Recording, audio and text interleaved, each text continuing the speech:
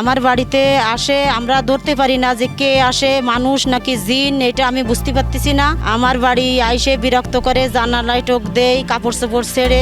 আমি চিৎকার দিছি, পরে আমার বড় মা এসে আমাকে উদ্ধার করছে। সে এখানে রেপের চেষ্টা করতে আসছিল, যাকে করতে আসছিল তার মেয়ের প্রতিও তার কুনজর ছিল।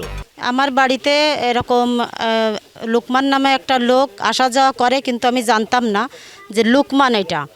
কিন্তু এই 8-10 মাস ধরে যাবত ধরে আমার বাড়ি আসা যাওয়া করে। আমার বাড়িতে আসে, আমরা ধরতে পারি না যে কে আসে, মানুষ নাকি জিন, এটা আমি বুঝতে পারতেছি না। আমার বাড়ি আইসে বিরক্ত করে, জানালায় টোক দেয়, কাপড় চোপড় ছেড়ে। এভাবে আর কি আমি আমার বোনদের জানাইছি। আমার কিছু লোক আছে, আমার চাচাতো ভাই, তার ভাগিনা আছে যে আমার এই কাজটা করেছে আসামি।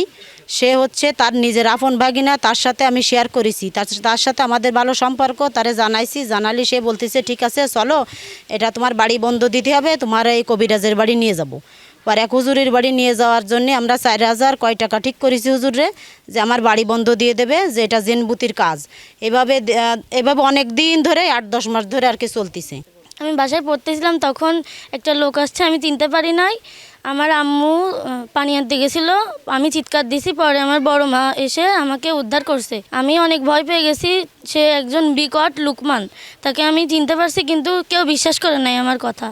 এরপরে আমার আম্মু আসছে, আম্মু এসে পরে ওনাকে দাবড়ায় ধরছে, কিন্তু ধরতে পারিনি। পরে ওনাদের বাসায় গেছি, বাসায় যাওয়ার পরে আসছি। ওইখান থেকে আসার পরে তারপরে হচ্ছে ওনাকে ধরছে, ধরে আমার আম্মু ওনাকে মারছে। জহুর শেখের ছেলে লুকমান শেখ, সে এখানে রেপের চেষ্টা করতে আসছিল, যাকে করতে আসছিল তার মেয়ের প্রতিও তার কুনজর ছিল। মানে দুজনকেই এই 1 বছর ধরে খুব নির্যাতন করতেছে। তারা মান সম্মানের ভয়ে কখনো কাউকে বলে নাই। এদিন ঘরে উঠে গেলে তারপর তারা ধরছে। মহিলা মানুষ বলের সাথে পারে নাই, তারা ছাড়াছাড়ি করে চলে গেছে। এখানে আরও অনেক লোকজন ছিল, তারা দেখছে। লুকমানরা আমি জিজ্ঞেস করলাম, লুকমান তুমি বাগানের ভিতর কি করতেছিলে?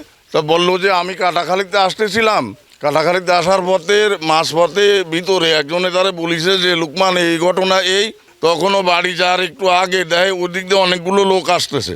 তখনও আমার উত্তর দিল যে দাদা আমি একটু ভয় পাইছি যে লোকজন কারা আগে একবার আমার মারপিট করেছে, তাই আমি একটু সাইডে দাঁড়াইছিলাম। কিন্তু এরা যখন ওকে দাঁড়া আইছে, তখন ওর ফোন বাইজে উঠেছে। তখন এরা ওইখানে ওরে ধরে জিজ্ঞেস করেছে যে কোথায় গেছিলি তুই, হয়তো এক ধাক্কা মাক্কা দিতেও পারে, আমার শোনা কথা, আমি তো আর দেখিনি। এই তাই ছাড়া আমি আর কিছু শুনিনি।